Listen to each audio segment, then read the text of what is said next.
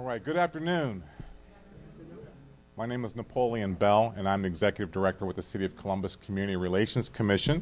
And we'd like to welcome all of you to our 2014 CRC Lunch and Learn series, which is directed at our youth communities here in the City of Columbus. Now, this is a series of lunch and learns that we are having for as a CRC, and these topics will include, like this one, which we are doing, understanding violence in youth in our communities. We also, on April 26th, will be doing bullying. On May 24th, we'll be looking at youth summer programs. In June, mentoring opportunities. And in July, the faith-based youth advocates. So all this year through July, we are going to be looking at working with and how addressing youth issues and also lifting up our youth here in the City of Columbus. Now, I always like to give a little bit of a background on our office. If you are unfamiliar with the Community Relations Commission, we primarily work in a few different areas, which is the civil rights code enforcement, homelessness advocacy, the New Americans Initiative, diversity and cultural awareness trainings, and also community mediations, networking, and empowerment. Now, if you want more information, please go to our website at www.crc.columbus.gov, and also be sure, as everyone is on, I know is on Facebook, like us on Facebook at the Columbus Community Relations Commission, and then make sure you friend myself, because I also update some information about what's going on at NAPBELL. That's NAPBELL. So once again, I'd like to welcome all of you. I also see in the audience one of our commissioners, because for our office we have 23 volunteer commissioners that give us direction and assist us with our civil rights cases and other things that we're involved in. As Commissioner Godfrey, I'd like to welcome you. Thank you, sir, for being here. And then also here to say a few words, in which I'm going to bring up here, that is I say, my city council member, because we work directly with him through city council, and he makes such an impact, but is also fiercely involved with our young people and also with civil rights here in the City of Columbus. So I'd like to bring him up at this time to say a few words. Council Member Herschel Craig.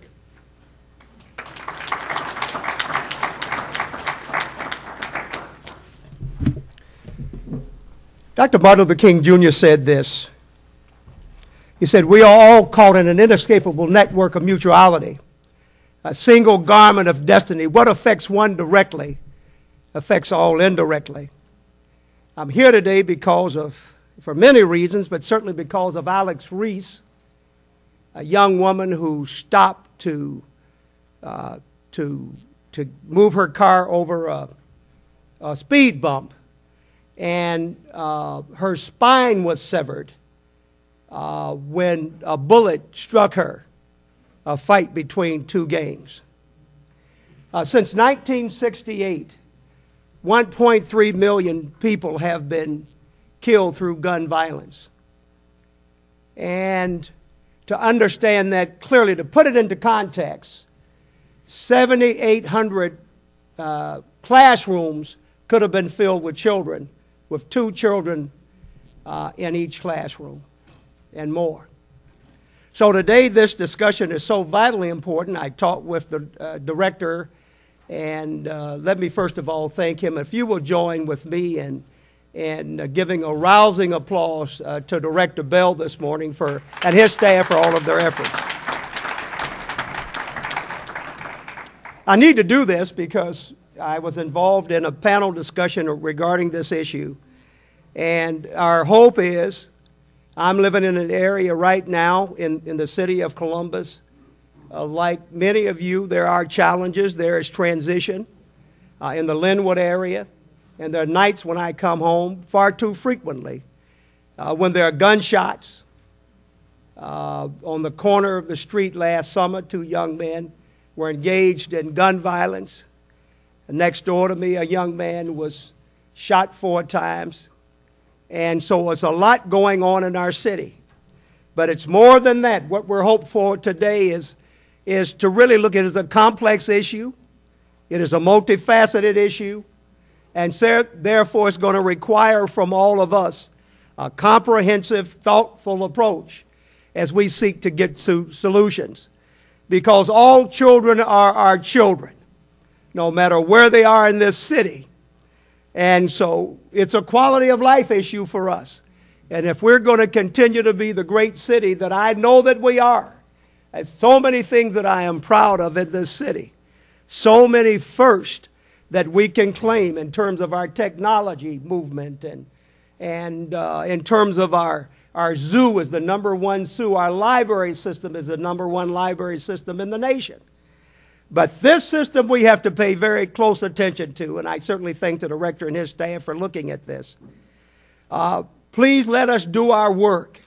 I want to thank all of you for being here today to talk about this issue because it affects all of us. I'm a great-grandfather now, and I'm constantly concerned and worried that all of our children, no matter where they live in our city, will have quality of life, they and their families.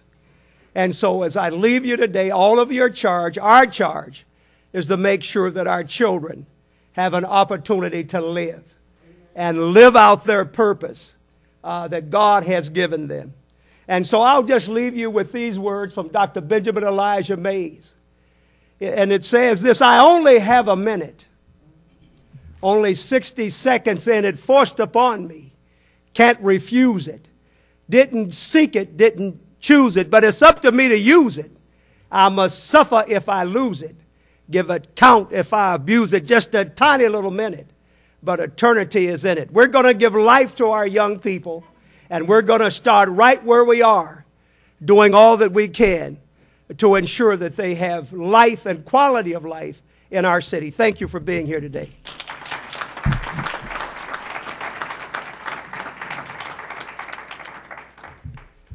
Thank you very much, Councilmember Craig, and as you can see, he's very passionate about the work that he does in working with our youth in our community.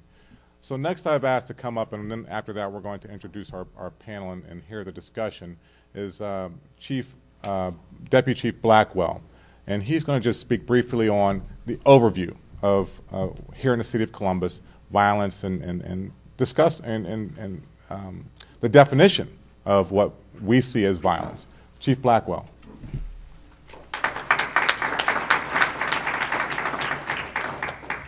Thank you. I must first start by saying, who wants to follow Herschel Craig to the podium every time? Napoleon puts me behind him every time. Let me give you a few words. Great person once said, I can, I will, failure is not an option. Jeff Blackwell. I said that. Yes. Thank you for coming. Thank you, Director Bell, for the work that you continue to do, and collectively in this room, the work that we all have a stake in. The big picture of violence is getting bigger every day, and Director Bell and I and David Sawyer, our third partner in many of the endeavors that we're involved in, we talk about it all the time. And so many people in Columbus and other cities get caught up in just the number of homicides as that barometer of violence. But really, with the great hospitals that we have in this community, with the level 1 trauma centers in Columbus, you can't measure it just by the numbers of young people that die.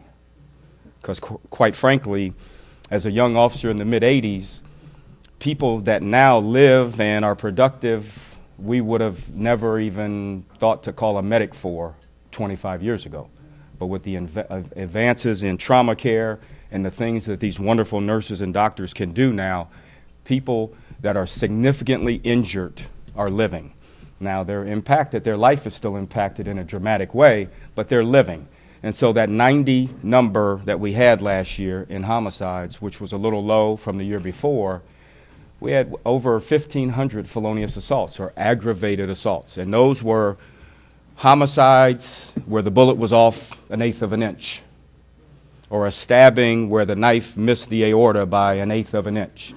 And Dave Sawyer and CFD, they were able to get there quick enough to administer the type of life-saving care that CFD is known for. So I think the big thing that we need to come to grips with here when we talk about violence is that it is an epidemic with our youth, and not just gunfights. We saw the video of the young people in the library the other day that was on the news, where they just randomly walked in and assaulted this young man and beat him pretty bad. That's the type of violence that's unacceptable. That's the type of violence that makes our community less than it could be. And while our city is great, It is a great place to live and play and raise a family and all those things that Mayor Coleman wants it to be. There's still a disconnect between that part of Columbus and the other part where people feel marginalized and they feel like violence is the only way that they get recognized and have a voice. And so in the work that we do with the Ceasefire Collaborative and all of the other committees that are involved in Columbus, our common goal, I think, is attainable by getting in the way. Each one of us in this room has to do something. If you can't get in their hearts, get in their way. And hold them responsible. A lot of times I hear too often it becomes polarized racially. And we can't allow that pink elephant in the room to be, we got to recognize it's in the room, deal with it, and move past that. The reality is, out of the homicides in Columbus, Ohio, the last 5 years, all of the homicides where a young male black was killed, he was killed by another young male black. Period. And so we can get caught up in the intellectualism of it or the rhetoric of we don't bring guns in and none of us have planes and all of that stuff. But at Linwood and Mound, people are dying in shootings in Herschel Craig's neighborhood and at Hudson and Cleveland and all over. There is no immune neighborhood anymore. It happened at Easton last year. And that didn't go over real well because that wasn't Sunbury and Mock. It was at Easton. So I would challenge each of you to continue to do the work that you do so that we can address this violence and make it subside to some level that's lower than it is now. Thank you.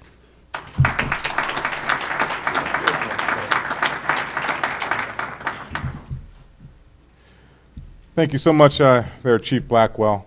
And let's see, also I'd like to recognize another one of our commissioners who just walked in, Commissioner Fran Frazier. I'd like to raise your hand if you would. Thank you so much for being a part of the program. Okay, well now to our panelists. I'll introduce from on my right, and I guess your right also. On my right we have, first of all, we have Kay Shabazz. She's going to be speaking on, she's a publisher. You've been published some books and what have you, so we're going to talk more about that, and also has her own experience in dealing with violence, and we're going to hear her story and her input. Next to her, we have Dr. Kim Wolf. She's the guidance counselor from the Focus Learning Academy. I'd like to welcome you. Next to her, we have Joseph Sapple. He's a probation officer from the Franklin County Juvenile Courts. And then next to him, we have Amy Eldridge. She's the executive director from the Kaleidoscope Youth Center. And then next to her, we have Olitha Wall, who's currently with the APPS program here with the City of Columbus, a Neighborhood Violence Intervention Program. We'd like to welcome all of you to the program as panelists. So if you could give them a round of applause, please.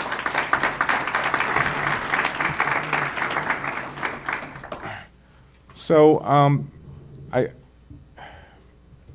let me first turn it over to our panelists and just give a quick background, quick 1-minute synopsis, and then we'll get into the discussion from your point of view, or where you're coming from, or the agency that you're working with. So I'll just start on my right with Ms. Shabazz. My name is Kay Shabazz, as Napoleon said. I work at Tech Columbus. I also serve as a consultant for several schools around the area and women's organizations. And women's organizations in regards to young women empowerment, as well as consulting for different programs on dealing with healthy social relationships in a very complicated social media climate and landscape. And my experience with violence, I lived 11 years with domestic violence.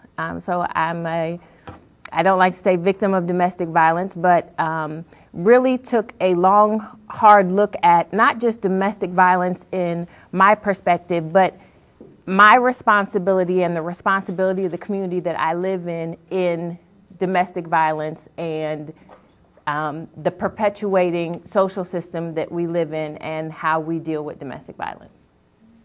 Thank you, Kay. Kim Wolf with Focus Learning Academy, where I serve as the Career and Technical Education Director.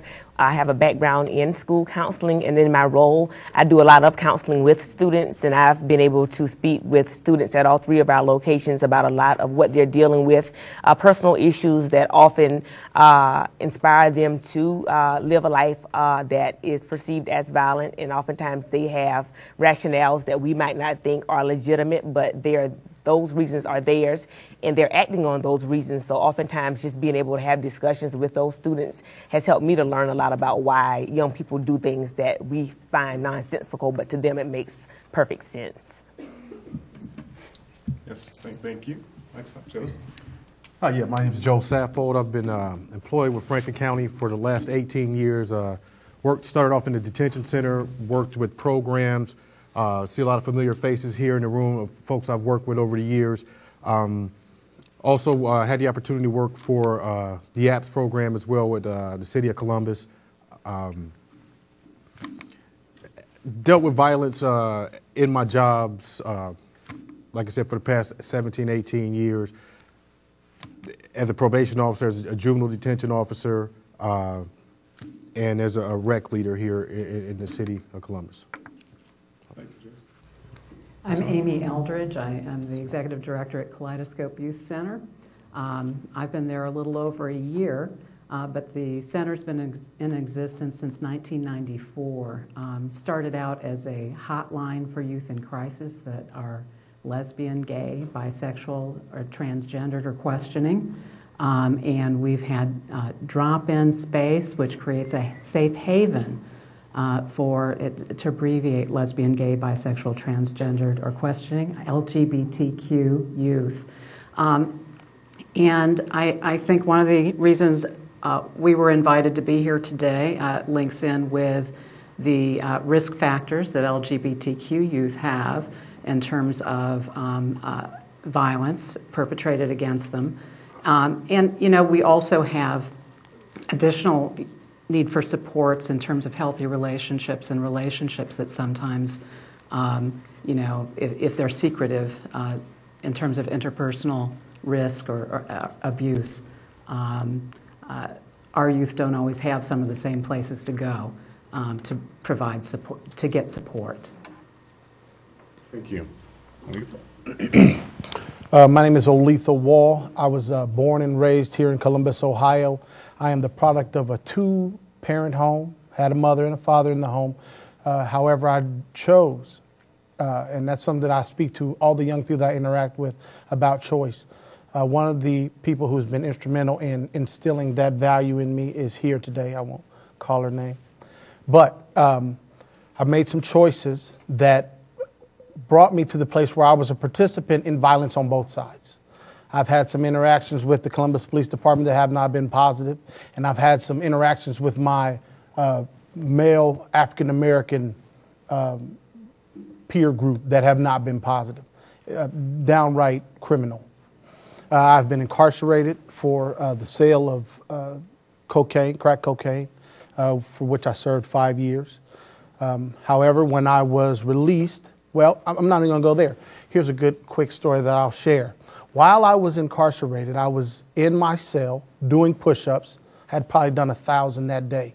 And the older gentleman who was there came into the cell, and he said to me, he said, I see you, little Hercules. He said, but listen, I need to tell you something. He said, remember, you signed up for this. And I had an epiphany. I woke up, I was like, you know what? They didn't bring a bus to my house and say, well, you want to go to Disney World? And you get in, and then they lock the door and take you to prison. I made choices that brought me to that place. And after that, I had a paradigm shift. My perception of how I got there changed completely. And so I committed to myself and to the people that I value in my life that I would not return to that place, and that I would do everything in my power to alert young people that it's a trap. Now, how the trap got there is irrelevant, because if you're walking in the woods and you step on a bear trap and your leg is severed, it doesn't matter who put it there. You're now crippled and incapacitated. So that is just a brief snapshot of where I am. I currently work on the streets with the gangs. We're in a bit of a pause right now, but I still do the work. We still go out 1, 2, 3 in the morning onto the corners in the worst neighborhoods to speak to the people that you'll never see during the day, to try to get them to understand that these are their choices and they're going to have to live with them when their hair begins to turn gray. And they have children and loved ones that they want to try to provide for, but their choices are making that difficult. Thank you so much. And I tell you, let's just continue with that, because we can continue with your story, and then I want to speak with Kay on hers to give our audience an understanding of through your lenses. And you were speaking of in the woods and choices that you made. How did you get into the woods? What was, and from what age? What age did you say, well, I made some choices? What caused you to make those choices, and what were those choices? Absolutely. Thank you for asking that question, because I was under the assumption that I might be speaking, and I had been pondering this, but I pondered this, perpetually. The first thing that I remember was, as a young person, we were always raised. My father was there. It wasn't a perfect home, but he was there. He had his challenges. My mother had her challenges, but they were there. And as I observe these young people that I interact with now, a lot of them don't even have that. So I was always raised on principles of respect. You respect your parents, you respect your elders, you respect yourself. When I began to interact with, I was about 13 or 14, and I started working at Blackburn Pool at 18th and Main. And when I began to interact with these young people, they didn't have any concept of this respect thing. Yes, sir, no, sir, yes, ma'am, no, ma'am. That was foreign to them. And it was nothing that they held in esteem. And so I was confused, and I said, how can I begin to understand these people and what they're dealing with? And so I sought to begin to adopt those practices, although I tried to hide it from my parents. But they were facing their challenges, and I still made good grades and was all this and that in sports. And so I was able to try to camouflage it to some degree. And then the rest could be hidden behind, the idea that, it's just a natural maturation process. And so I was able to keep that camouflage over me until it got so bad that it consumed me. So at about 13, I began to, at 13, the gangs began to become more prevalent here in Columbus. I remember seeing the first person that I had ever seen shot out of the Coda bus window on Livingston Avenue at about, what is that street? It's just about 2 blocks east of Fairwood, heading west on the Livingston Avenue bus. And I saw a bunch of kids out there fighting. And then something foreign that I had never even thought could possibly happen, I saw a guy pull out a gun. And that's when the city changed. Because I grew up in Columbus. I remember when there wasn't this problem. We used to fight. And then that day, it seemed like the whole thing changed. So at 13, I began this journey. And I got to the place where one day I looked in the mirror and I didn't know myself. I didn't know who that person was. I was that person who I had sought out to become. And so here is the choice. I set before you this day the blessing and the curse. And so I chose to become that person. But then once I was that person, I could not free myself. It took an intervention. And so I say to my young people that are here and my older people, these choices, because my incarceration was my liberation. And I hesitate to say that because when you're talking about legislation, so many of these young people don't understand the thing that I found out. So in real and living color, that you can go in 20 and never come out. On something simple. You can go in on, a drug case. 3 years for having 5 grams of crack, 5 grams, 5 years for 5 grams. You go to jail. Now you get in there and you end up having to stab somebody, or you end up getting into a fight and someone is killed, or someone stabs you and cripples you, and now you have a colostomy bag. So I hesitate to say that my redemption was prison, but it was, because I don't know that everybody's equipped to survive it. So I know that we'll move forward and we'll have some discussions surrounding penalties for these types of choices. However, and then the drugs. In my home, drugs were used.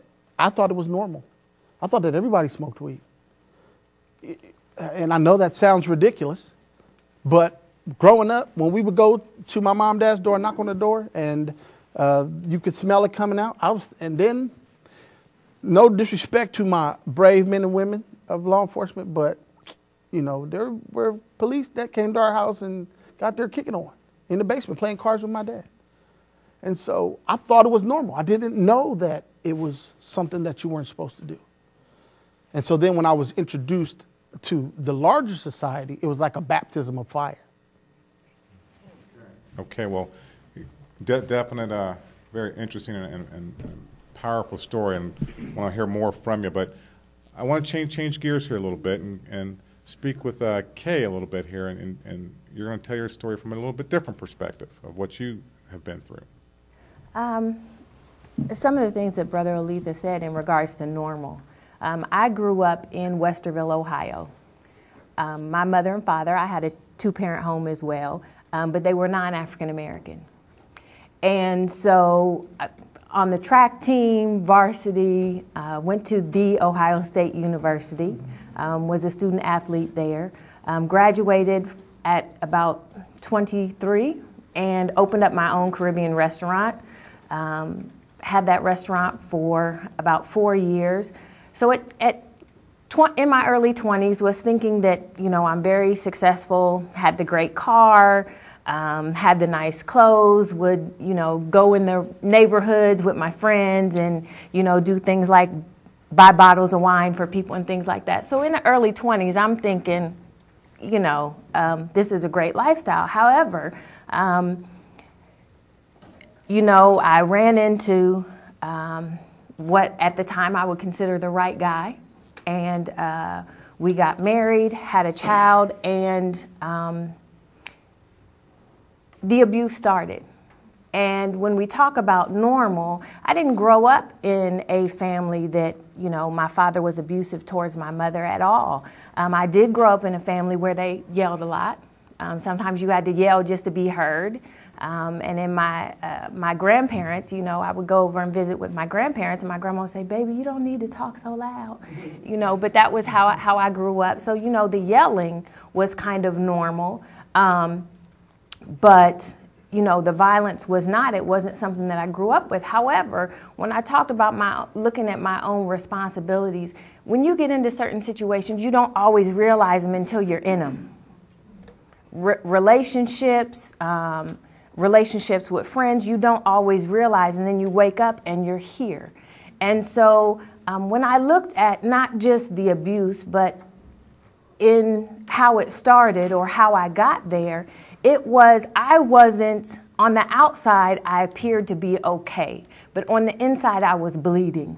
There were things that I didn't understand that, yes, you know, to be in high school and you're thinking, you know, the transition from high school to college, you're popular. I had my own business. I was a young African-American woman in Columbus, Ohio, with my own restaurant. So on the outside, it appeared to be that everything was okay, but on the inside, internally, I was bleeding because I have this, but do I deserve it? And so when you go through the violence, it was, do I deserve this? You know, the first time started off with answering somebody's cell phone, which I didn't think was a crime, but, you know, it ended up with a backhand on the side of my face with my nose bleeding. And then it was the whole stage of, you know, the honeymoon stage and everything's great. And then this cycle becomes more repetitive and you start to ask yourself, what is normal? You know, your parents grow up and they'll say, well, when you get married, you know, it's not always easy. But nobody describes exactly what that easy is. So you start to think, okay, well, I'm in this marriage. I was in a Christian home. My grandmother had me in church 4 times a week. And so, you know, I also understood the Bible, which also made it very difficult for me to get out of that situation, because now I'm married to somebody and I'm looking at the covenant and, you know, what all that means and this abuse that I'm going through. And I thought that this was just a cross that I had to bear, and that eventually, if I'm still a good wife and I'm still doing what I believe I'm supposed to do, it will be over, or he will be punished and I will go to heaven and everything will be great, and it's supposed to be better over there anyway. And so what that normal was sometimes becomes jaded, because you don't know what happens in other people's households. So you're wondering, okay, did they go through this, or is this what difficult is? And, you know, this is only going to happen for a little time. And a little ended up being 11 years.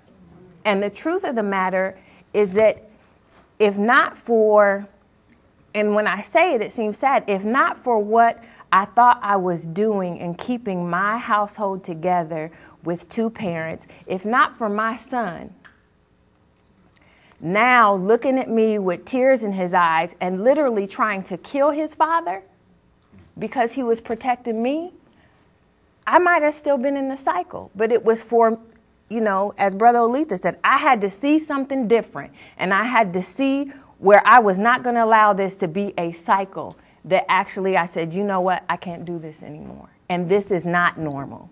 There's something wrong with this. And doesn't mean there's something wrong with me, because when a lot of people get into violent situations, and I can't speak for being in prison, but I have 2 brothers who were incarcerated. The hardest thing is not even to forgive the other person. I'm very good at forgiveness. I'm not good at forgiving myself. Mm-hmm. And that also perpetuates the whole, I have self-esteem issues, so now, you know, how do I have to act? And most of the young women that I talk to, if you don't feel good about you, then you won't understand what it means for people not to treat you well. That's right. You don't understand that. And so it's as normal as, you know, if you wake up, Napoleon, and you know your father, you know, had oatmeal every morning, and so you find yourself as you're an adult and you're eating the oatmeal too, and you're like, I don't know when that happened. I used to be a Fruity Pebbles dude. You don't know. Fruity Pebbles. You know, you don't know, because normal adjusts to your environment, and sometimes you change who you are based on your environment and based on what you're used to. Thank you so much, Kay. That does just bring up the question, what is your normal? So very good. So, all right. Thank you so much for that story and insight. So let me turn to Dr. Wolf, because, you're at the Focused Learning Academy, dealing with youth all the time. Is some of the things that you're hearing in these stories, do you hear some of those things in the schools, and if you do, how in your position, work with those young people? What is there an intervention process within the schools? I don't think there's necessarily a set intervention process. I think the biggest thing that we can do is listen with an open mind. Oftentimes we are so judgmental because things don't make sense to us. And we have to remember that things don't have to make sense to us if we're not the ones that are doing those things. But for some reason it made sense for the person who committed the crime or committed the act of violence. I was just trying to help a young man about a week and a half ago. He's 16 and he wants to get a job now. And he was trying to fill out an application for McDonald's. He was like, I'll work anywhere. It really doesn't matter. I just want to work. I'm like, okay. And he said, we were going through the questions. He said, can you sit here with me and walk me through the process for the first one? I was like, sure, I can. And so we got to the question about criminal records, and he just told me, he was like, well, I do want to let you know that I was incarcerated for 2 years. And I said, okay, well, what did you do? I always ask them, what did they do? And they don't mind sharing. And he said, well, it was for robbery. I robbed somebody for one of those game stations on the street. He said, I just went to him and said, give me that, and I took it. I was like, well, help me understand why you did that.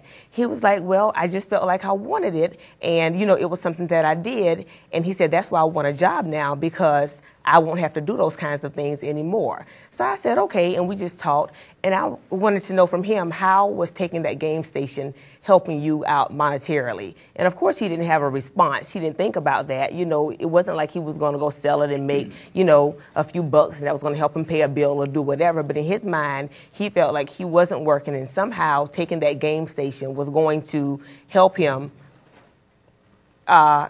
increase his money. And once we talked, he realized that that really did not make sense, but in his mind at that moment it made sense. And of course he regretted spending the time in jail for something that was so unnecessary to do.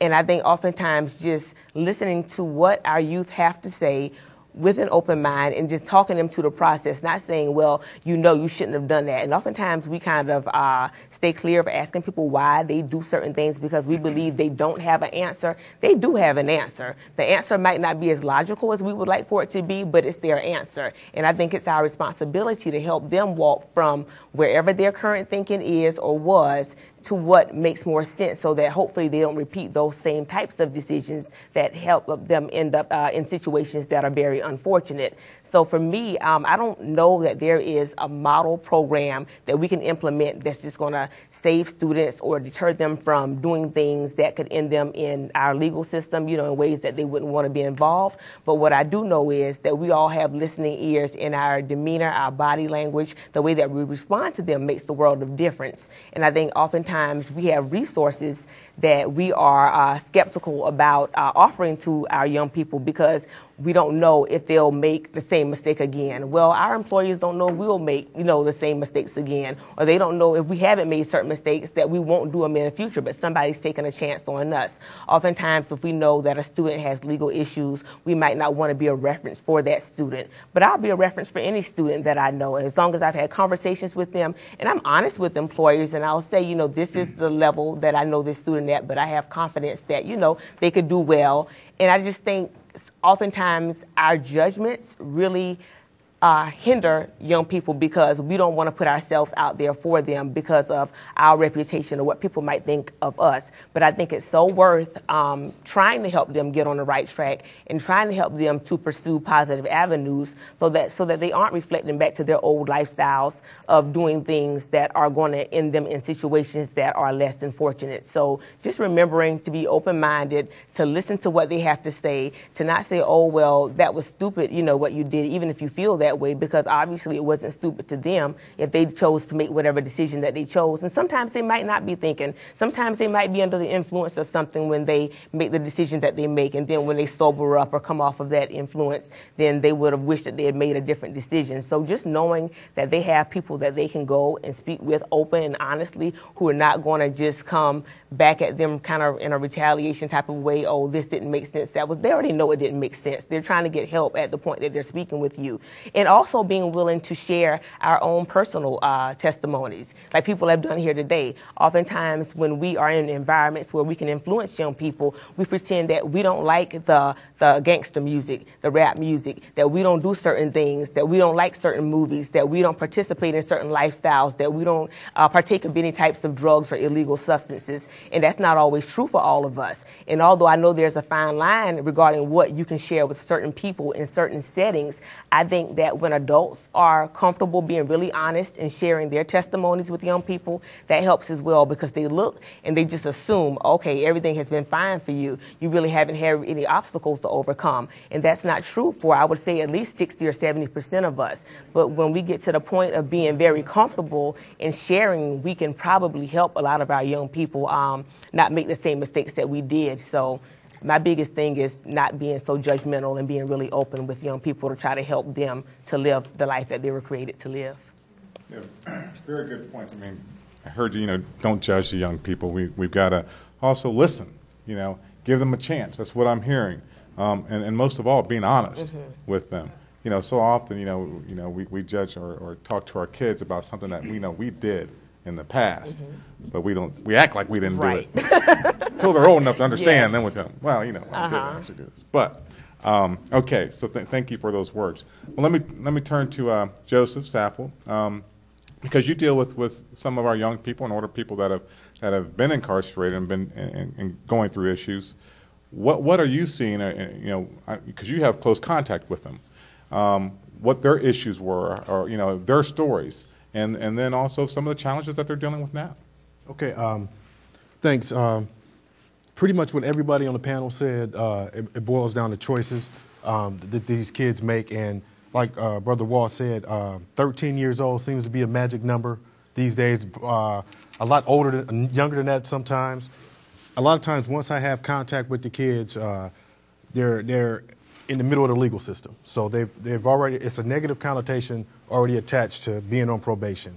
And once the probation officer comes to your home, folks, somebody's brother's been on probation, their uncle's been on probation, so they already know the story. They already know what my job is, which is contrary to what I really do.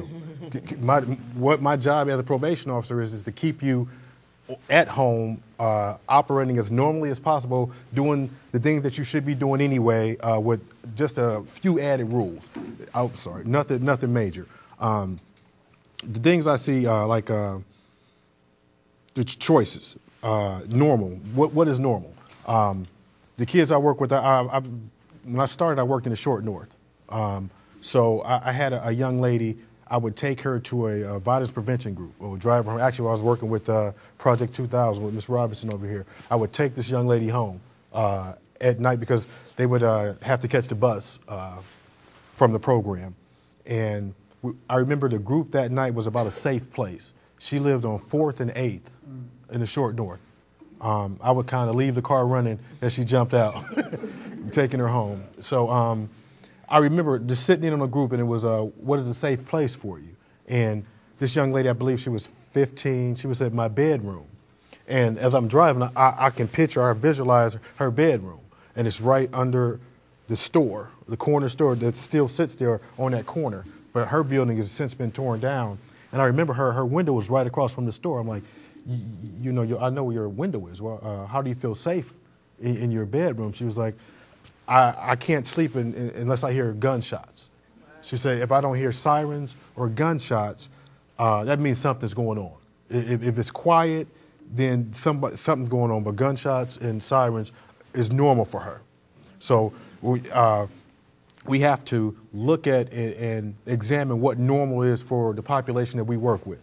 Because I can't go in and say, okay, no, that's not right, because what's normal for them is not normal for me. What's normal for everyone on this panel is different. The choices that we have to make on a daily basis, the kids that I deal with on a daily basis, have to deal with not things that my personal children have to deal with. I have kids who have to worry about getting their siblings off to school in the morning, where their next meal is coming from. I hate to keep going to stories, but I had another young lady, a young man, 14 years old, would never go to school. So what I would do, I would call, send letters out, get charged with truancy, go to school. And I said, I'm going to go over his house at 7:30 in the morning and see why this kid's not going to school. The young man had 2 younger siblings. He would get to school at between 9:42 and 9:45 every morning. I went to his house at about 7:15. He was in the park selling drugs from like 6:30 to 7:30. Mom wasn't there. If mom got paid on Thursday, she wouldn't come home till the next Tuesday. Okay, he would sell drugs in the park. He would walk to McDonald's, get his siblings breakfast. He would come home, feed them breakfast, give them a bath or wipe them down with diaper wipes, and then he would wait for their bus to come to go to school. And he was like, Mr. Saffold, this is why I get to school at 9:42 every day, because their bus comes at 9 o'clock and I got to walk to school. But I was ready, as a probation officer, I have to do my job. I have to, there's a consequence, because when my job before, when I first started, it was a black and white job. I had to, okay, it's a technical violation. These are the sanctions. We have to follow through, until I actually went out in the homes and I went in the neighborhoods and I talked to the people, and not much different from me. And once I understood that, I think that the biggest part of my job is like Dr. Wolf said, listening, building a rapport, relationships with people. My job is about relationships all day. If you don't have a relationship, you can't affect change in these folks' lives. We're required to see required to see our clients based on their crime, felonies and misdemeanors. Misdemeanors we see twice a month. Felonies you see up to 3 times a month. And I was on the actual committee who came up with this policy based on an OEAS thing, with Ohio Youth Assessment System, which is govern everything we do in juvenile probation. Now, University of Cincinnati did a great study, but they came up with sanctions and grids of how we supervise our kids. But I was against that because there's no way I could build a relationship with a person seeing them 2 times a month. I can't even remember their name. If I have to see you more than 2 times a month if I can affect change or if I can build that trust with you so you can trust me enough to say, hey, I'm selling drugs or my drug screen is dirty or my mom's not coming home. And at the end of the day, if I could help one family, one child make a better choice or a better decision, then I think I'm almost doing what I need to do as a probation officer. What I want to say is about the Chief Blackwell spoke earlier about the violence being an epidemic, and a lot of times we focus on the murders, who gets killed, and who's the murder capital of the world. And we talked about the ceasefire. We had the opportunity to go to Chicago at the Juvenile Probation Department and meet with some of those folks, and they're doing a ceasefire initiative there. And even though they continue to be the murder capital of the world in Chicago, I think there are over 100 murders already, but it's slowed down, and it's a slow process. We talk about what is it going to take, not trying to get ahead of ourselves, but it's a slow, crawling, molasses going downhill in the middle of the winter, slow process, because change doesn't happen overnight. It doesn't happen over 20 years. It doesn't happen over 30 years. If like Mr. Craig said, he's a great-grandfather. If that change comes when his great-grandchild is at this podium talking, then we're making some progress. We can't say, okay, we're going to have these meetings. We're going to have come to Jesus meetings, not city council, but the CRC meetings, and we're going to brainstorm, and tomorrow it's going to be over. It's no way that's going to happen. We have to be patient, and we have to acknowledge the differences that our kids, the different areas they're coming from, the different frames of mind, their different mindsets, what's normal for them, what's not, the choices that they make, and everything is the choices are based on what is normal for them. Because my kid who sold drugs at 6 in the morning, that was not it no longer was a choice for him. That's what he had to do. Survival tactics kick in at 15, and he had to watch his little brother and sister up before they go to class. The ceasefire initiative, I think that's great. We brought it to Columbus. I would love to see us do more with the ceasefire initiative, with the interrupters. Had the opportunity to talk to these folks, dynamic people. Talked also about getting in their way. I love that. I'm going to steal that, Chief Blackwell. The get in their way.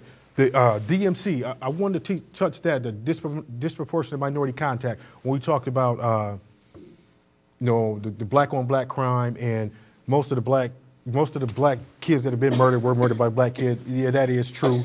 But there are alarming numbers when it comes to race in Ohio as well as nationwide. It's called DMC, disproportionate minority contact, meaning that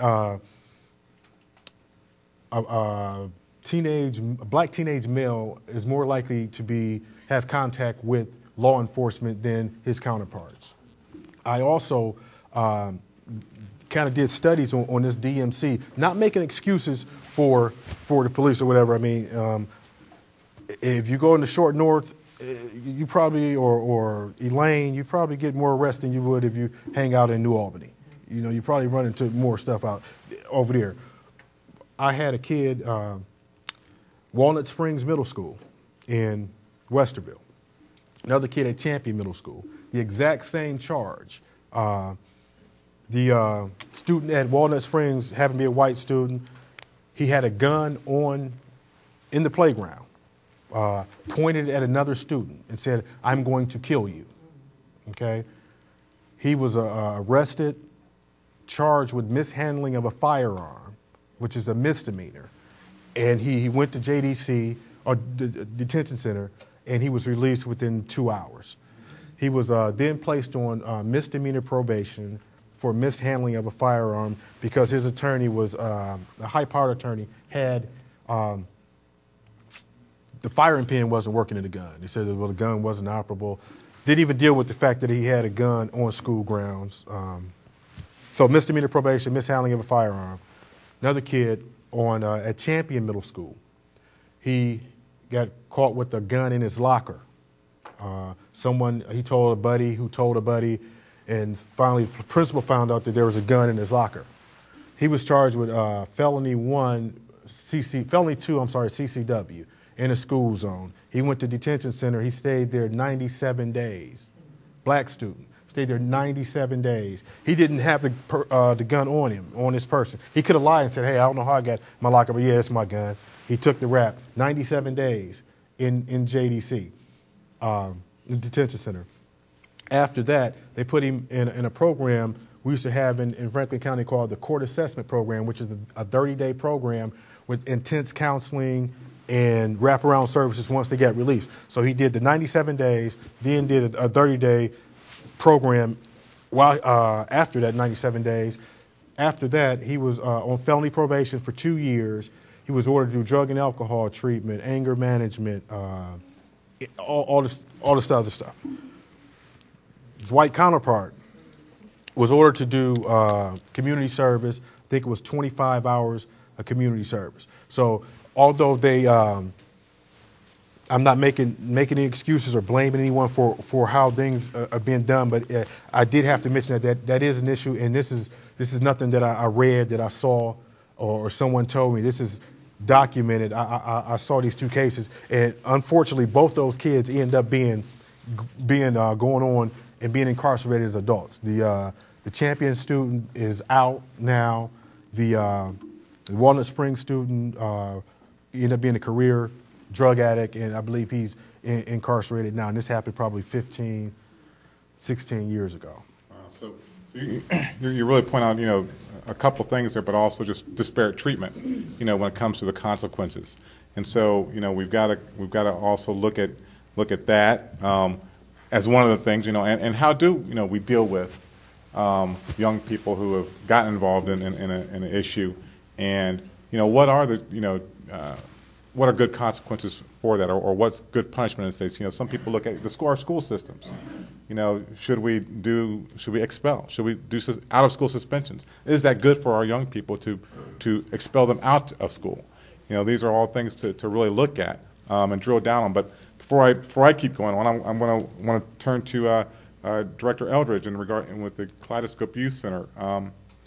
What do you see there? With our young people, and I'm sure you get some that are on that border or that are on that edge of whether they've done something or not, or looking to. What are you seeing there with your center? Well, at the center, we have youth that come in and they're really seeking a place that's safe in terms of being themselves. They may have experienced some bullying. They may come in not having told anyone about their sense of identity. It may be a very new experience in terms of their awareness. They may come in having experienced any level of harassment or bullying as well. So, what we see and what we create is the importance there to be able to explore their identity openly, or not. They're not all ready to talk about it, but to have a space where it's really okay to be themselves and to form peer connections and adult connections that support them. So, I mean, what happens, and we know there is progress overall in the community. I sometimes have people say, really, is it still a problem? And it is. Some of our youth have more support than a lot of youth might have experienced of my generation. But when they don't, they don't. And so I can also get the phone call from a youth with the parents screaming in the background who's talking about suicide. And suicide's another form of violence that we could talk about that's perpetuated, on the self as opposed to others. We need a place where youth can talk about issues in their relationships, the domestic violence that can occur or the abuse that can occur, where when we have young people who have to keep that identity or feel they have to keep that identity secret, they may not be able to go to their parent or some of the typical adults they might normally go to get those supports. So the importance of having a space available.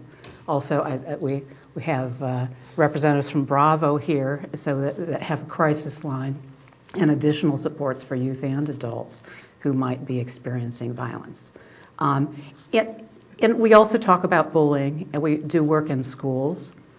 We work with Gay Straight Alliance clubs in local schools. We know that where those clubs exist, it becomes a safer environment for LGBTQ youth as well as other youth, because it's really about a more accepting environment, and those youth help to work on developing that. And then when we deal with bullying, I hear so many important themes so far, and we talk about that issue of individual choice that is so key, and the other element that is so important, which is environment. There's so many elements we're talking about here. So what is normal? And how is the individual who is perpetuating violence treated and labeled? And what does their self-identification become? So when we're talking about bullying, whether it be verbal or physical kind of bullying, the importance of not just labeling and categorizing someone as a bully. So we're not just talking about those bullies. We know have higher levels of depression and suicide and other issues as well. So key to me, and is what someone else said. I saw a quote this week that I loved, and the quotation, I don't remember who said it, but it was, the first task of love is to listen. And so this notion of, this can't be about all good and bad, as if victim is good and bully or aggressor is bad. We have to support those that are victims of violence. We also have to support and figure out, especially when we're talking about young people. I don't think there's a point at which people can't become aware or turn around, but we have such an opportunity when we're talking about our young people to listen and to try to understand those whys.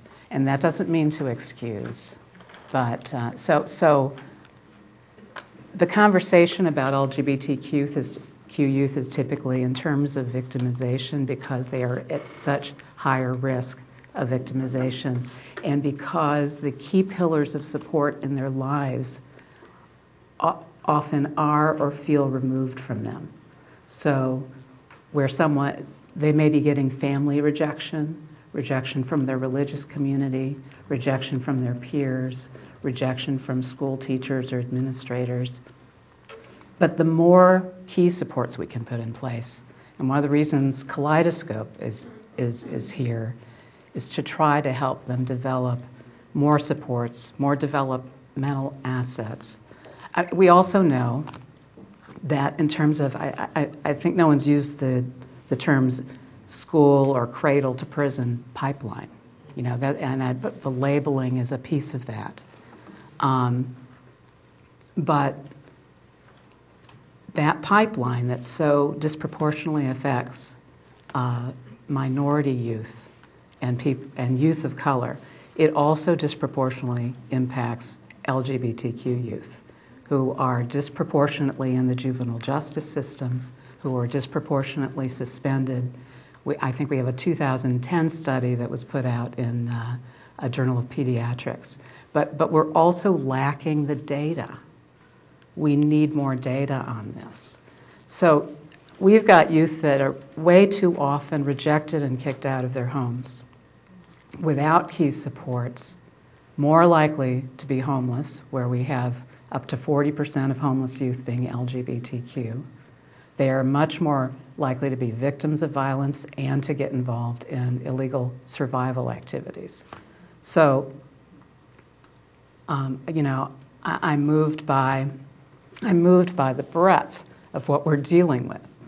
No wonder we have such a struggle figuring out how do we manage all these things, how many places we need to address in terms of homes and parenting and schools and environments. So at Kaleidoscope, we're working to take care of a small piece of this, a small but an important place, a place where we can help educate both the youth coming and the community. As you said, it's about that connected, we are all connected in this interwoven web, and how do we take care of each other? Excellent. Excellent. Well, thank you. And you bring a good, segue into, I'm just going to kind of drill down, and then hopefully within the next couple of minutes we're going to have also the audience, if you want to come up and ask a question of our panelists. But I'm going to drill down to, we often look at this and go, is violence a learned behavior? Or is it the environment? Or is it our family, we don't have, two parents in our household? Or is it a combination of all of those things? So let me just throw it out there to the panelists, what do you see it as, or or where do we start first? Is this a learned behavior? Is it environmental? Who's to blame in all this? Why is this continuing? Is it the media? We see so much in the media that are we numb to violence? Just want to throw it out there, whoever. I think it's learned behavior, but it's a combination. I think our kids, or first of all, the violent kids is a small population. The people I work with, it's a very small population. It may seem like there's 1 million kids on probation, but there's probably, I think it's 2% of the population here to deal with these kids. But I do think most of the behavior is learned behavior. When it comes to violence, you hear stories that say they were talking and then it became violent. You hear it on the news all the time. 2 people walking down the street, then it became violent. It became violent before that. It became violent at home when kids are in diapers and the mom says, "Hey, you're just like your dad. Shut up." The scarred heart exercise that we used to do. You say these negative things and you don't think that it affects our kids, or they can't hear it, or they don't listen, but it starts, I believe, in infancy. Saying these negative things over and over again. Then even the hitting. If you do something wrong, stop, hit them. Don't explain to them. I remember I couldn't understand. My mom used to say, "Use your words." I'm like, "I don't have any words, Mom. I was a baby." When she said, "Use your words," I didn't understand what "use your words" meant. But now I understand, because the hitting, now kids see that. And hate begets hate. Violence begets violence. If you're brought up in a violent environment, then again, we go back to that word norm. It becomes the norm. So you don't see anything wrong with the domestic violence. You don't see anything wrong with fighting, carrying a gun, or anything like that. I think it's definitely a learned behavior. I think environment, we are products of our environment. I believe that environment plays a key part, but it's a combination of everything. The media, I think myself, for a while working the probation, I became desensitized to the violence. And that's why I found myself doing other things. I had to begin coaching football. I worked at the rec center. I wanted to see kids in a different light. Working 17 years with putting kids in handcuffs and locking them up and really feeling, like there was no hope. I had to switch gears and say, hey, you know, again, it's only 2% of the population that I work with. Well, you know, it's interesting that you say that. I don't mean to cut you off, but it's interesting you should say that because you had to find another way to really deal with it. Right. But then we've got to also look at our kids who have to deal with it every day. Right. And there is no right. choice of C or they haven't been shown that other choice to be able to get out of that. Right. So that's a good point. Anybody else on that topic?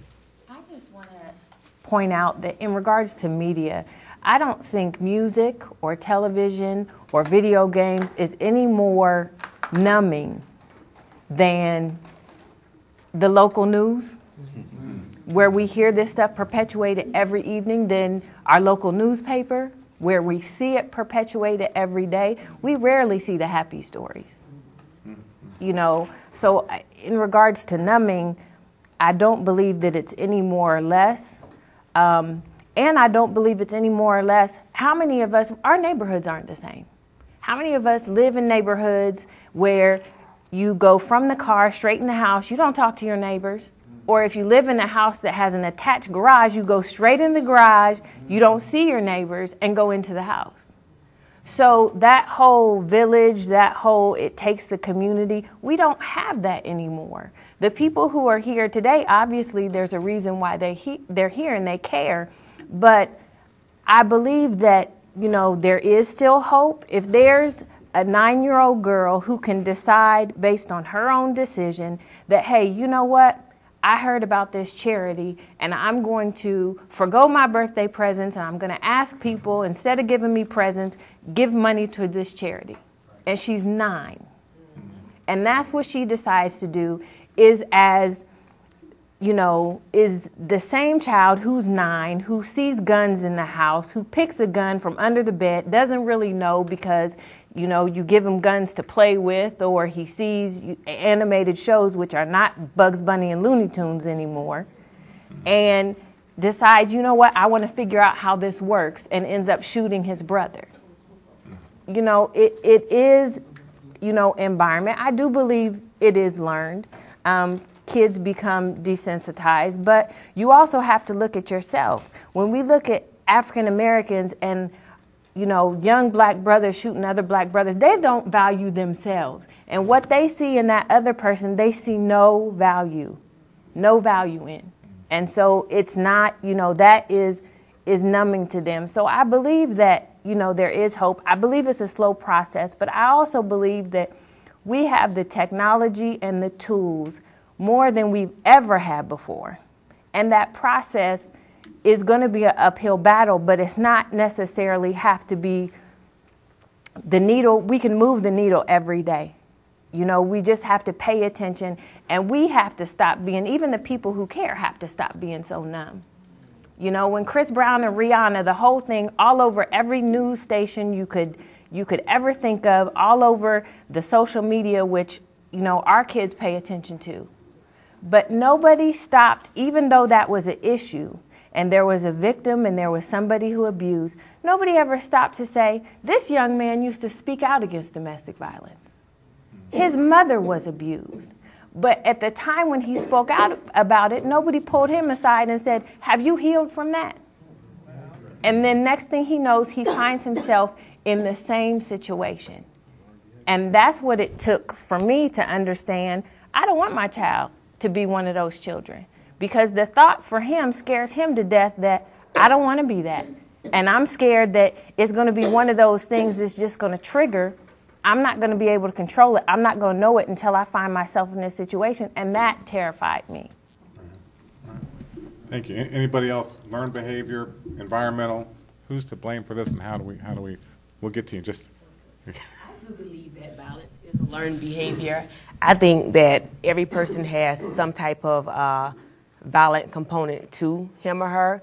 I think that what we're focusing on are the violent behaviors that get you incarcerated or get public attention. Whether you are a person who punches a hole in a wall, or who might, you know, slit your arm, or who might abuse an animal to let those aggressive behaviors out. I think that violence is a reaction to frustrations that people have not learned how to handle. So although I feel like violence, those violent behaviors are learned. What is not being learned, what is not being taught is how to deal with those frustrations that we're dealing with that lead us to the violent behaviors. And oftentimes we will say, especially those of us who are Christian or believe in some, type of other area of faith, will the Lord will make a way, or, it's going to be all right, just hold on. And while I believe that to be true, what do I use as my coping mechanism until the Lord makes a way or until it's going to be better? We don't teach people what you do in the meantime to cope with those things. So you have to let it out some type of way.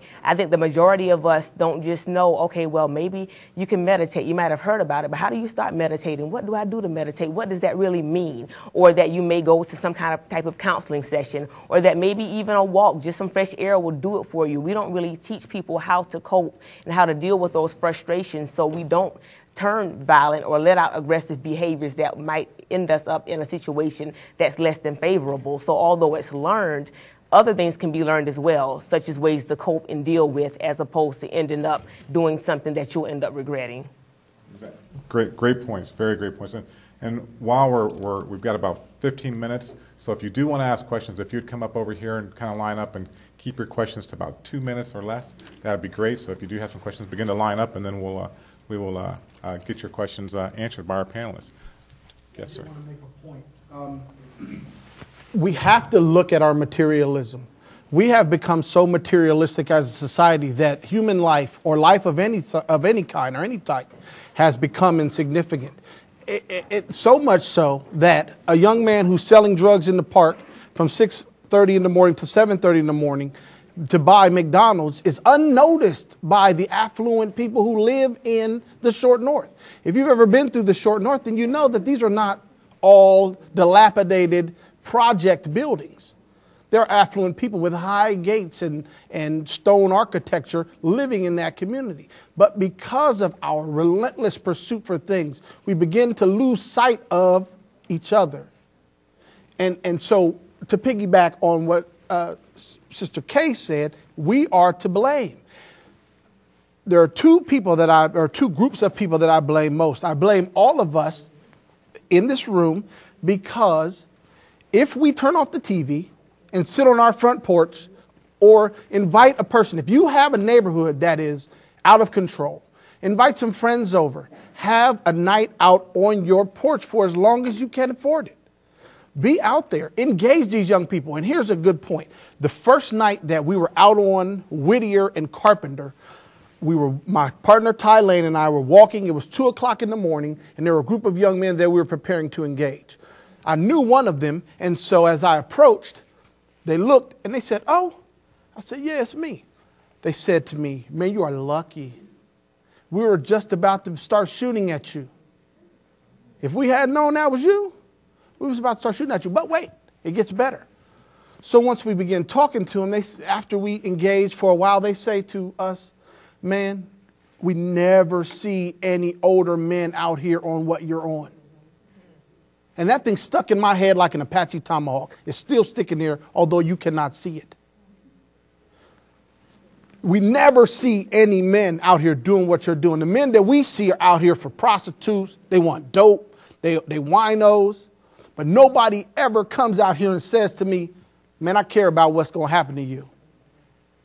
If you don't start making some different choices, you're going to go exactly where I just came from. And then you're going to end up, if by God's grace, where I am now, struggling to provide for the people you love based on your choices." The materialism we have to address the fact that we become so consumed with these things that mean nothing. If you had all the stuff you ever had since you were a child, your baby shoes, your binkies, your onesies, your bibs, your tricycles, your kid bike, your favorite Voltron or whatever, your favorite Cabbage Patch, you wouldn't have any place to put all of this stuff. It's transitory. It means nothing. We are what's important. And until we begin to look at each other and empathize with what each other is going through, we're never going to resolve this problem of violence. Because the anonymity is the first thing that allows us to hide. When I was dealing dope, I was Big O. They didn't know my real name. If I was in Chicago or if I was in Detroit or if I was in Los Angeles, they didn't know my real name. And so the anonymity, and we've got to strip them of that.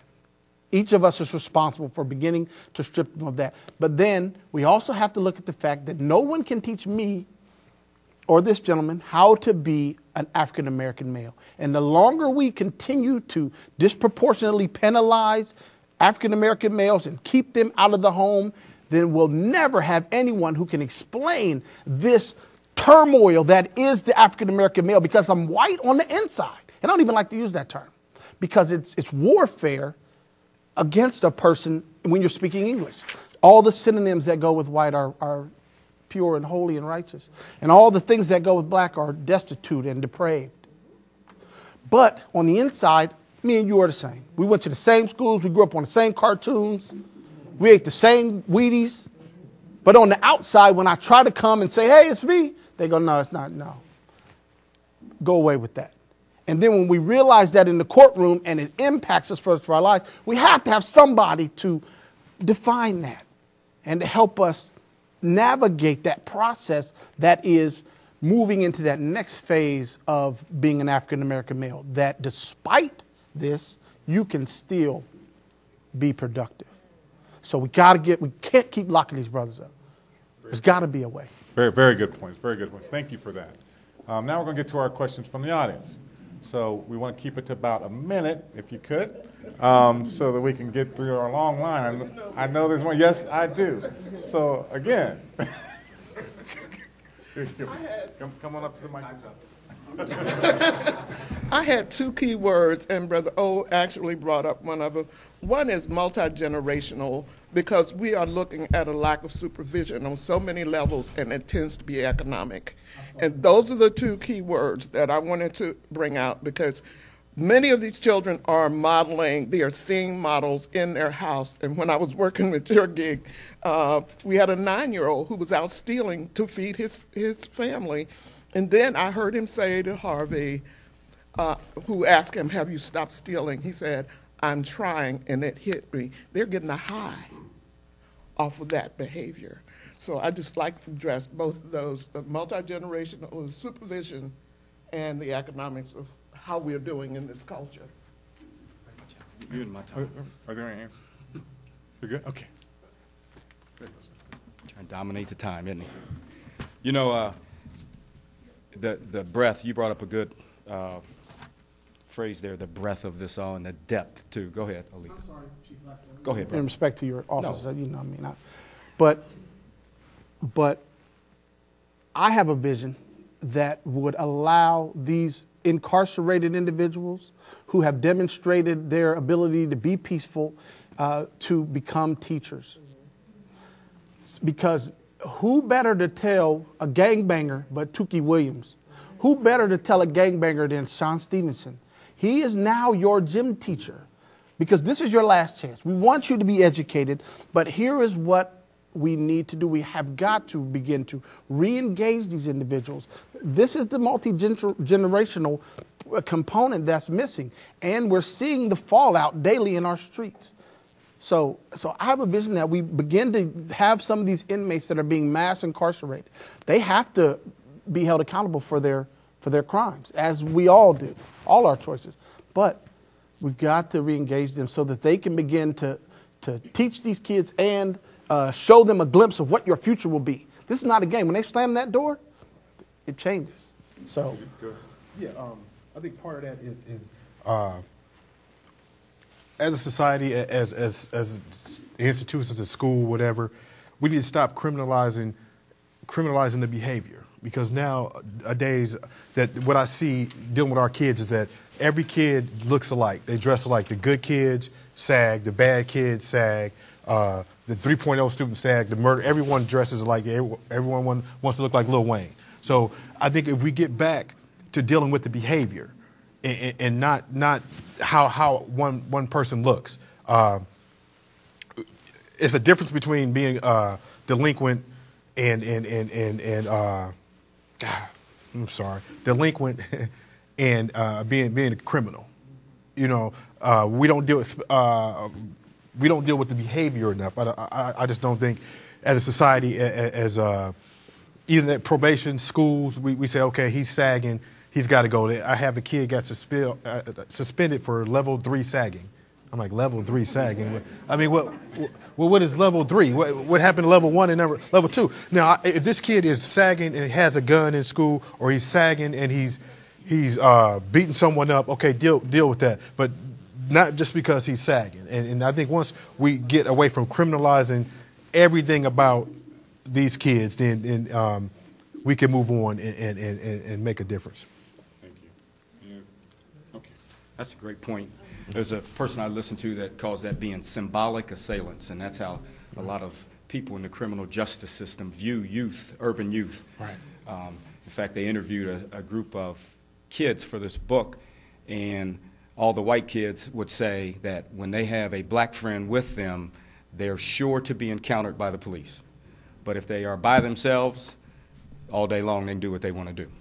So mine is more of a statement. You know, my wife made me read a book a long time ago called The 5 Love Languages. Stop it. And as I read it, I said, wow, she's really on to something, because I'm speaking this language. One, hard work, I bring it home, I provide, I do all of these things. That means I love you. And she says, no, I speak this language. So I think that applies to the young brothers from the hood as well. Let me just say to the ones that are here and the ones listening, by the male role models here, all of us, Dave Sawyer, right here, right now, just by being here, that means I care. However, my language isn't your language, per se. And so let me just say this. I care about you, and I love you. And I think part of the problem is we never give them a hug. They're not told, like you did the other night at Carpenter and Whittier, I care about you. They don't hear it. They don't have that male figure in their house that says every night, like we do, I love you more than anything. And so they're hurt, and they carry it around, and they don't love themselves. And so the learned behavior of violence is perpetuated because they feel bad already, okay? And what we're all saying to you, too, and anyone else, the young ones, is that you can make it. You will make it. Everyone that I know, that I hang out with, that are successful, Herschel Craig, and the list goes on, Bob Black, all my guys, all started the same way, in the hood, but we dared to be different. And we had somebody that either pushed, pulled, shoved, grabbed, or just got in the way when we were being stupid and said, not you. Okay? So hang in there and know that people do care.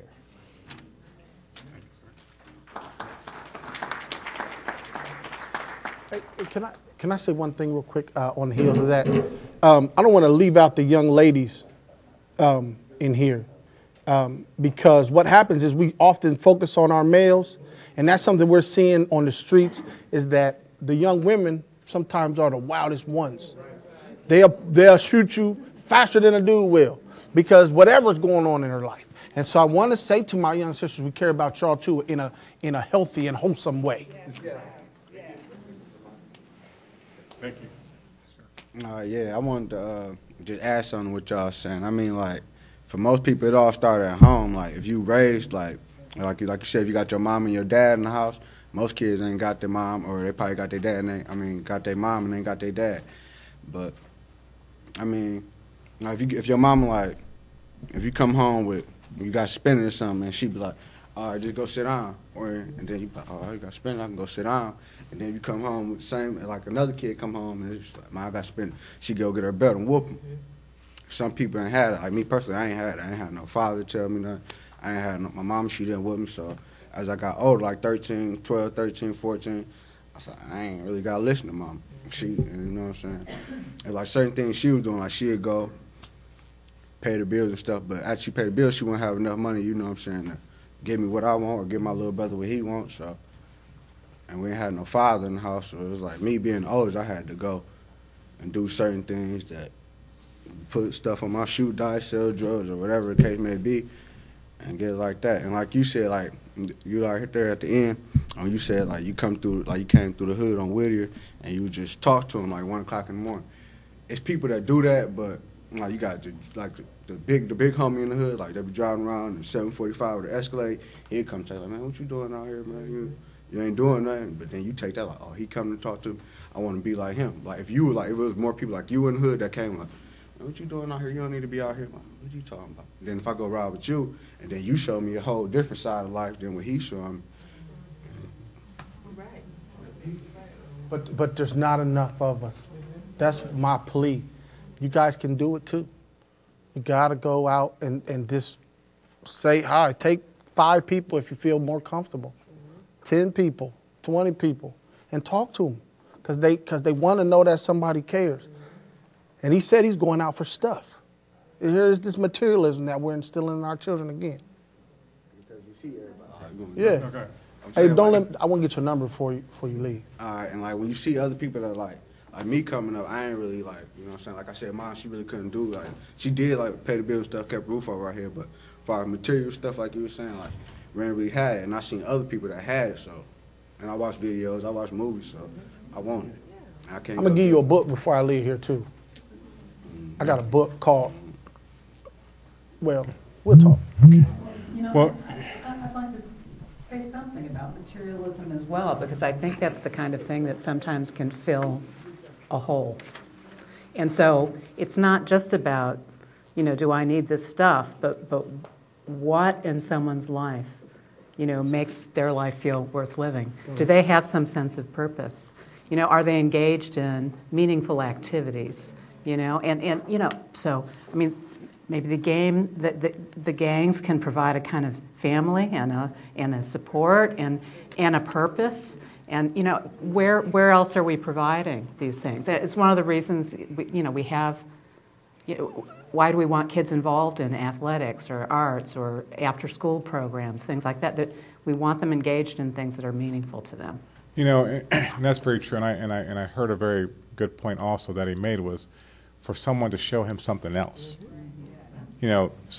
Something else out of this environment. Show me something else that I need to look up to. And I think that's where, we have also the onus of doing something like that, being committed to showing our young people something else other than what is their normal in their community.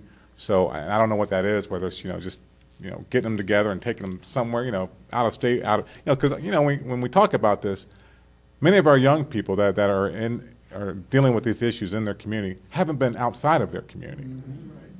Don't know Cincinnati, don't know Cleveland. They just know their blocks. So they haven't even been exposed to the other part of life that is out there, all that big part of life that is out there, to say, hey, that's what I want to do, that's where I want to be. So we have to work on that issue also to show them the other side of life, which he talks about. I just want to say quickly, just so you young people know, you are enough. There are a lot of us that are out here that do care about y'all. And don't be scared to ask a question. If you see something that looks like the lifestyle or something that you want to live, go up to that person and ask them, how did you get there? Because even though that brother in the Escalade that's rolling out on Livingston or wherever, that you're looking at, you have no idea what's going on, that person has to compensate to get that stuff. What's going on inside of them? That the outside, it looks pretty.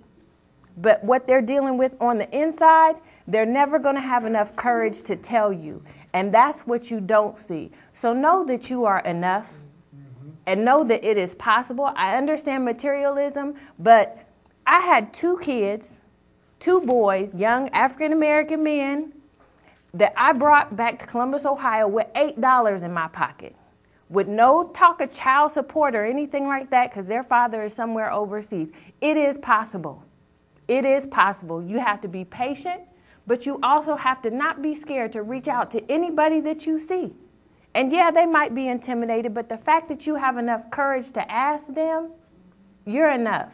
And just know that you're always enough. I really don't have a question. It's like a statement.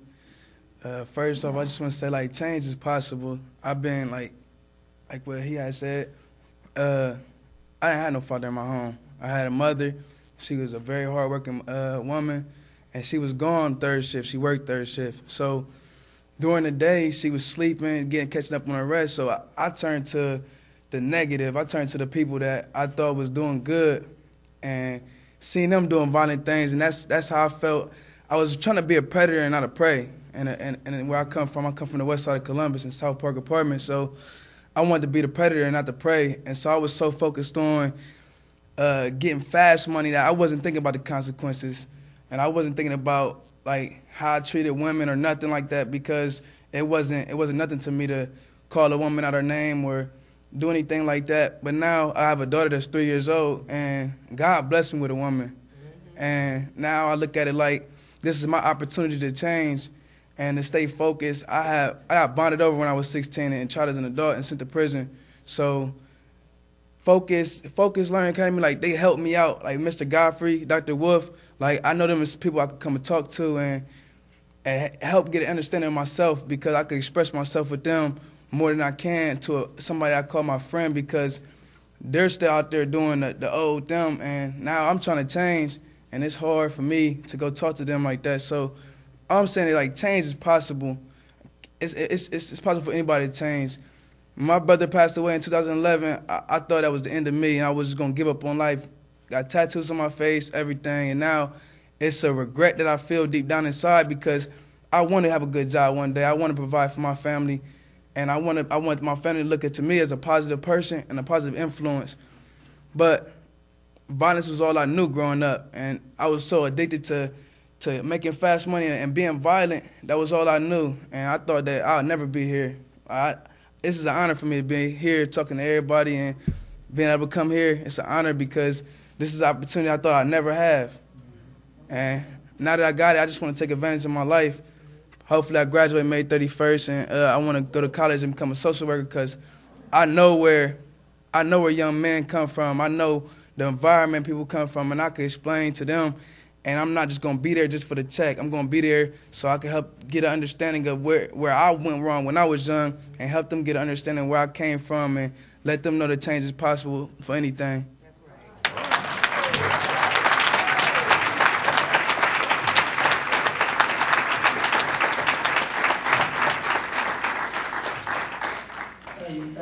Young brother, there's plenty of work for you to do, so you're going to make all the money you want to make in social work.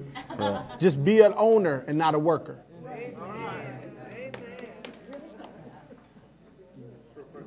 Start this off with a real quick quote made by George Santana. Those who fail to repeat history are doomed to repeat. Those who fail to learn it are doomed to repeat it. Which I think is true. And we're going to start off this.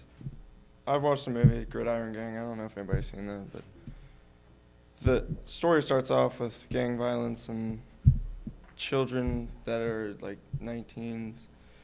They decide to get into gang violence. And the story goes through a juvenile prison, and one person decided to take his time out of his life to help them better themselves. And the prisoners, even though they're all from different gang backgrounds, decide to get friendlier with each other rather than trying to kill each other. And I think that someday that might be how the world will be, if they want to make that change. But people got to be willing to make the change that they want to see. Yes.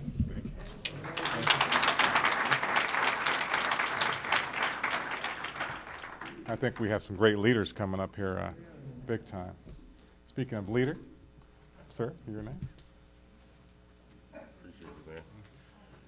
I actually wanted to raise a question, and I'm assuming that there's some follow-up to this. And my mind tends to go to the solutions. And there's a couple of comments that were made, and I certainly want to get some clarification, because I don't necessarily disagree. But a couple of you referenced the fact that I think, Brother Wall, you said something about when you're in the trap, it's irrelevant, where the trap came from or who laid the trap. And while I would agree with that in terms of the moment you're in the trap and you need to make some choices about what you're going to do next, I think it is very relevant who laid the trap. And I think it's very relevant that we have structural and systemic things that are going on that continue to put our young people in jeopardy and put them in those binds where they don't feel like they have a choice to make. So my question goes to, what do we do to address some of those systemic things? Those of you who are working in, sort of the probational system, I appreciate Deputy Chief Blackwell up there, you are inside of the justice system. What sorts of things are going on to make the changes necessary there? Because some of the things that go on inside of the system are creating the conditions that put our young people in jeopardy and force them to make some of the choices. So my mind tends to go to that, and that's where my organization tends to work, at those sort of systemic things. So can you say something about that, and I'll step away. One thing, great comment, great question, sir. I think one of the things that we're doing in the Juvenile Probation Department, or Juvenile Court as a whole, is investing back in the communities. Research has shown that kids who do treatment in their environment tend to do better. So we're not incarcerating a lot of kids. We're not doing a lot of they are on probation, but it's more community-based programs now. For instance, we have a collaboration with the neighborhood house in the Mount Vernon area. I have several kids in that community who were forced to go outside that community to do drug and alcohol treatment or to do anger management treatment. And one of my clients said, I can't go in that neighborhood because it's a different gang neighborhood. And I had to violate it because he didn't go to his treatment class, but it was on Livingston Avenue, and I understood why he didn't go. Now what we're trying to do is invest more in the community, seek out faith-based organizations, community-based programs to help our kids. My neighborhood house, can't say enough about them. They do a great program over at the neighborhood house, and they also hire our kids in the summer, and they do a cleanup, hire them to clean up the community. And it's, again, research shows that if they clean up the community, they feel better about the community, and they won't commit crimes as much in the community. So with juvenile court, that's one of the things that we're doing, trying to put them back into the community and let them take ownership and feel more responsible for things that go on their blocks. Because for some reason, our kids own that block. Mm-hmm. So if they take that ownership and take some more pride in it, then I think it's a start. Okay, I would love this discussion to go on for much longer, and I know we're about out of time. So let me do this. Let me get the last words from each of you, and I know we could go on and on. So before I do that, I want to make sure that our viewing audience knows, and audience that is here, is that this series is going to continue throughout this year. So in April 26th, we're going to be doing bullying. May 24th, the youth summer programs. June, mentoring opportunities. In July, we heard about faith-based and their programs and what they're doing as youth advocates. Now, for your last 30 seconds each person, and we're going to start from this side. Kay? Just thank you again, Napoleon, for this opportunity.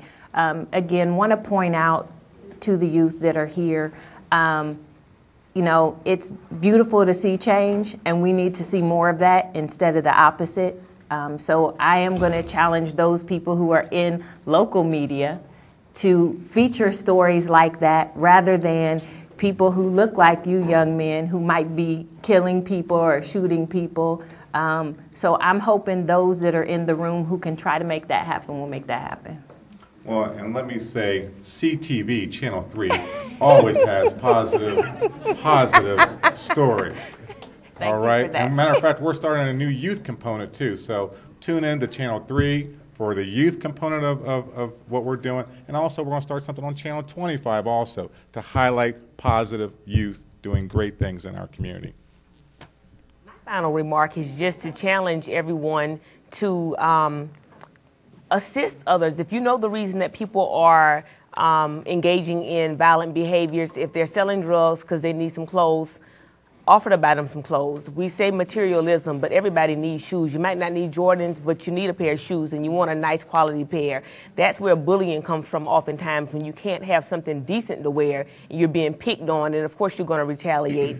If you know that a student needs food and that's why they're selling drugs, point them in a direction of a food pantry, or you yourself take some of your own funds and go out and commit to buying $50 worth of groceries a month and showing them how to prepare beans, rice, those things that will really sustain them, so they're not going and buying the fast food, something that's going to have them hungry the next hour later. We know about resources. We're hearing these young people say that they're doing certain things to have certain needs met. Point them in a direction of where they can get the need met in a legal way. And if there's not an agency already in place, you be that agency. We buy what we want to buy. We buy the nice cars. We buy the nice shoes. We work to get certain things that we want. We take vacations. Stop being so stingy. We are stingy as adults. No, we really are stingy people. Stop. If you know that a young person or older person needs something, meet the need. Everybody's not spiritual, but I am. God will not allow you to lack in any area because you have been a blessing to someone else. Meet the need. Stop complaining about what the need was and, oh, they said they're doing this because of that. Provide for that person, and maybe that will help them get out of that lifestyle. Amen. Yes, all right. Thank you. First, I'd like to thank everyone for allowing me the opportunity to come here and share my small little view I had today. Again, I don't want to challenge anybody or charge anyone with doing this work, because if you're here, that means that you're invested in doing this work. I want to say I love you, I respect you, and I need your help. Thank you. I think we talked about, the question was who's to blame, but really I think in terms of responsibility, and we are all responsible. And actually I'd like to close with a very favorite Martin Luther King quote. And I love this quote because it is so meaningful on a very personal level, in terms of you can look at it as an individual, as a group of people, particularly any group that is oppressed, but for all of us. And it is, where do we go from here? First, we must massively assert our dignity and worth. We must stand up amidst a system that still oppresses and develop an unassailable and majestic sense of values. And I heard talk about addiction to fast money, addiction to things, and I think about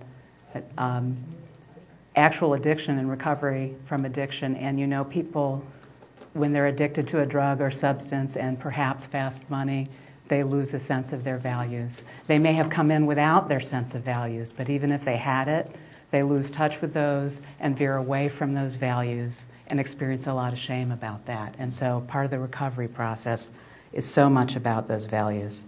Okay, what is needed is a realization that power without love is reckless and abusive, and love without power is sentimental and anemic. Power at its best is love implementing the demands of justice, and justice at its best is power correcting everything that stands against love. And this is what we must see as we move on. Thank you.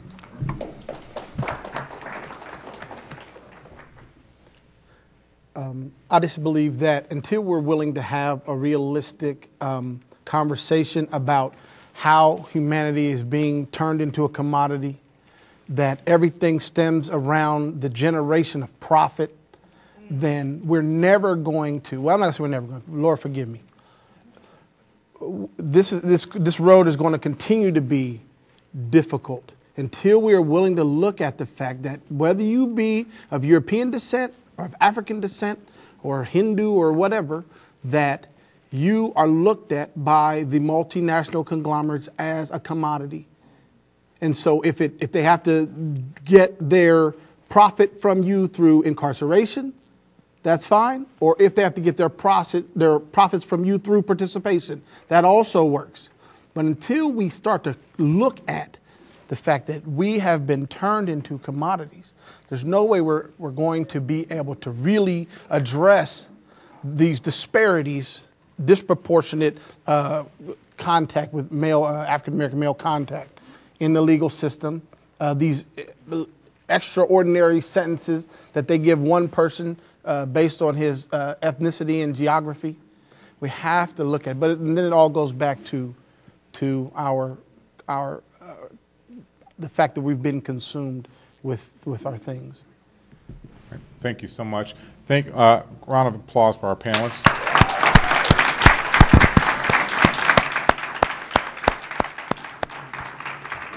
Definitely, and you know, we would like to thank all of you for being here, and most importantly, I think, you know, the words from our youth, from the words they made, it hit the nail on the head. And look forward to the next of our series right here. Like I said, April 26th, it's going to be on bullying, so we hope to see you there. On behalf of the Community Relations Commission, thank you for being here. Take care.